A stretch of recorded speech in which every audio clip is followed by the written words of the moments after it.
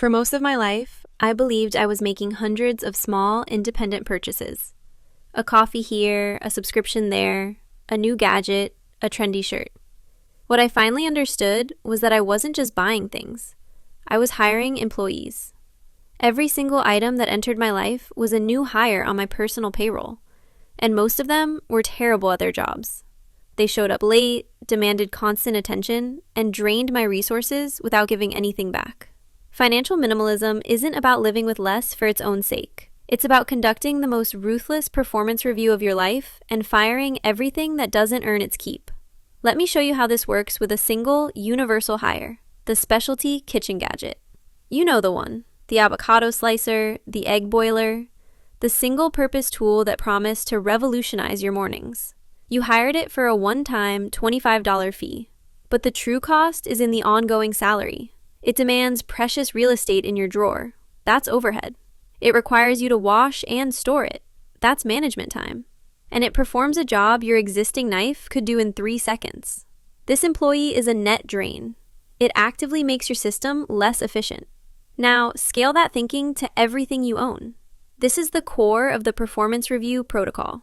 We stop viewing our spending as a series of transactions and start seeing it as building a team. The goal is a lean, high-performance operation where every member, every possession, pulls its weight, creates value, and justifies the space it occupies in your life and your budget. The moment you frame it this way, cutting clutter stops feeling like deprivation and starts feeling like strategic leadership. So here are the first 5 employees I had to let go. Thing 1, the future me costume. These are the clothes you buy for the person you plan to become. The slightly too small jeans for the fitness journey. The extravagant professional outfit for the promotion you're working toward.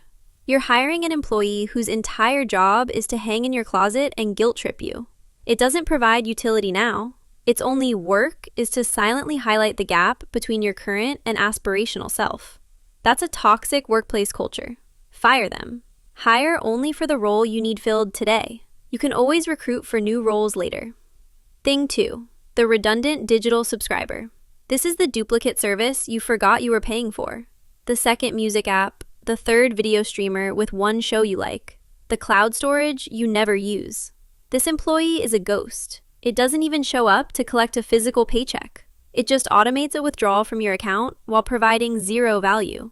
This is the easiest firing decision you'll ever make. A simple audit of your bank statements reveals these phantom employees instantly. They are silent budget leaks. Thing 3, the bargain bin bouncer. This hire is tricky because it feels like a win. It's the deeply discounted item you bought solely because it was 70% off. A $30 shirt marked down to $10. You didn't need a shirt, but you hired this one because it seemed like a great deal. Its job? To take up space and whisper, "But I was so cheap." A good deal on something you didn't need is still a bad deal. This employee's low salary is irrelevant if it produces no work.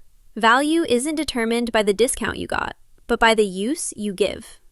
Thing 4, the convenience courier. This is the premium you pay for having something right now with zero effort.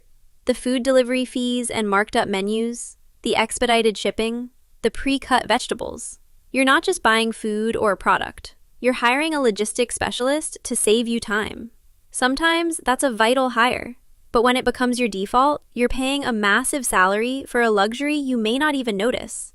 Ask yourself, is this convenience courier saving me priceless hours or just saving me 10 minutes of minimal effort?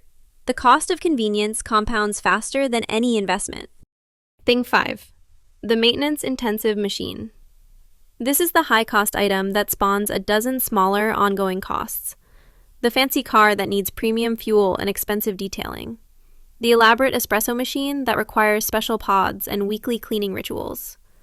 You thought you hired one productive employee. In reality, you hired a manager that now requires its own staff of supplies and services. The initial price tag is just the signing bonus. The real budget impact is in the supporting cast you're forced to hire behind it. Complexity is a hidden employer, and it's always hiring. Let's make this numerical. Meet Jenna and Kai. They both have the same take-home pay. Jenna is still running the old, bloated company. She has all 10 of these types of employees on her personal payroll, to varying degrees. It costs her roughly $275 a month. That's the subscriptions, the impulse bargains, the convenience fees, the maintenance on her lifestyle gadgets. That money isn't disappearing. It's just being paid out to underperforming staff. Kai runs a tight ship using the protocol. He's fired those 5, and the 5 we'll discuss next.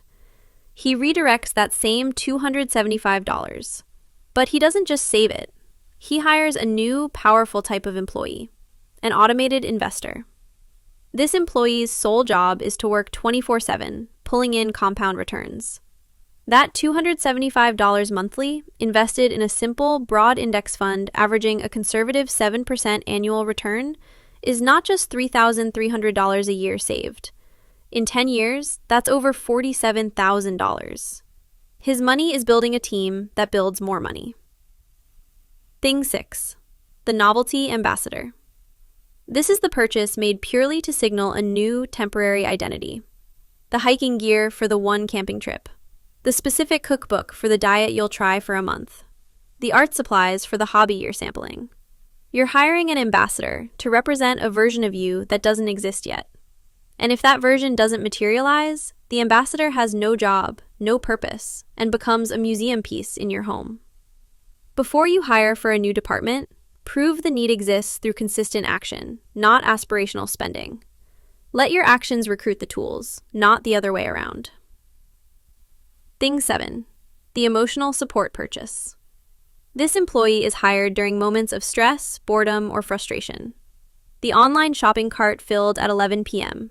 The treat-yourself splurge after a hard day. Its job is to deliver a dopamine hit, a momentary feeling of control or reward. But the effect lasts minutes. The financial consequence, the salary, lasts forever. You're paying a premium for a chemical shortcut.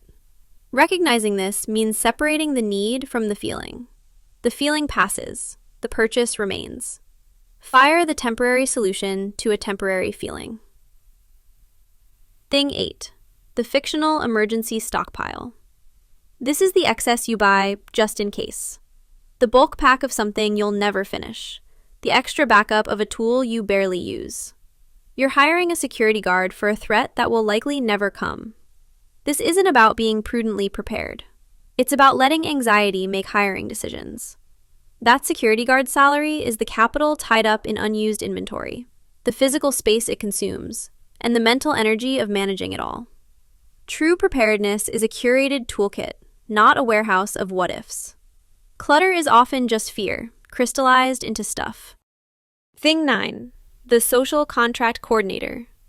These are the things you buy primarily because of perceived social pressure. The expensive brand name upgrade everyone recognizes, the latest phone model, the trendy home decor. You're hiring a coordinator to manage other people's opinions of you. It's a brutally expensive department to run because the goalposts are always moving.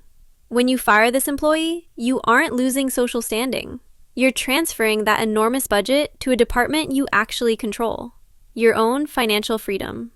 The most expensive status symbol is the one you buy for someone else's eyes. Thing 10. The Optimization Obsessive. This is the final, most subtle hire. It's the endless quest for the perfect version of an item you already own. The slightly better water bottle, the marginally more ergonomic chair, the upgraded model with one new feature. You're hiring a researcher and a replacement, declaring that your current, perfectly functional employee is no longer good enough. This creates a culture of perpetual dissatisfaction and churn. The goal of the protocol isn't perfect optimization.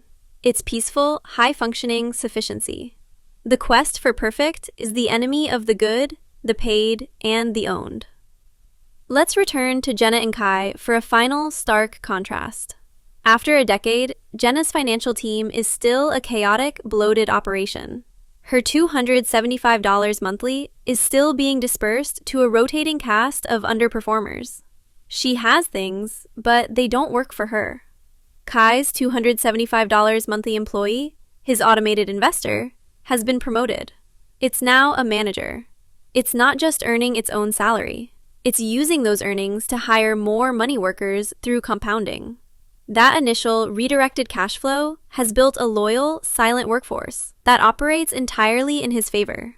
The difference isn't willpower, it's corporate structure. Implementing the performance review protocol starts with a single, quiet audit.